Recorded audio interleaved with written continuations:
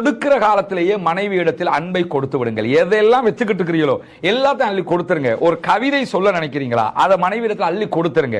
ஒரு நல்லதை சொல்ல நினைக்கிறீங்களா, அதை எடுத்து சொல்லிருங்க. நீ ரொம்ப அழகா இருக்கிறம்மா சொல்ல நினைக்கிறீங்களா, மனசுக்குள்ள வச்சுக்கிறாதீங்க, அப்படியே எடுத்து கொடுத்துருங்க. ஏன்னா நமக்கு முன்னாடி மனைவி அல்லது உங்களுக்கு முன்னால் கணவர் மரணித்து விட்டார் என்று சொன்னால் இதையெல்லாம் என்னால் கொடுக்க முடியாமல் போய்விட்டது என்று நினைக்கிற அந்த தருணம் யாருடைய ஆறுதலும் உங்களிடத்தில் செல்லுபடியற்றதாகிவிடும். ஏன்னா ரசூலுல்லாஹி ஸல்லல்லாஹு அலைஹி வஸல்லம் அவங்க சொல்றாங்க, ஆசைகளை தகர்க்கக்கூடிய மரணத்தை அடிக்கடி நினைத்துக் கொள்ளுங்கள். கணவனை இழந்த பெண்களை பற்றி மட்டும்தான் பல நேரங்களில் பார்ப்போம். விடோஸ் எத்தனை பேர் இருக்கிறாங்க, விடோஸ் எப்படி கஷ்டப்படுறாங்க, விடோஸ் எப்படின்னு. ஆனா என்ன கேட்டா மிகப்பெரிய கொடுமைகள்ல ஒண்ணு என்ன தெரியுமா, கணவனை இழந்த பெண்கள் படுகிற கஷ்டத்தை நம்ம புரிஞ்சுக்கிற அதே அளவுக்கு மனைவியை இழந்த கணவனுடைய தவிப்பை நம்ம புரியாம இருக்கிறோம்.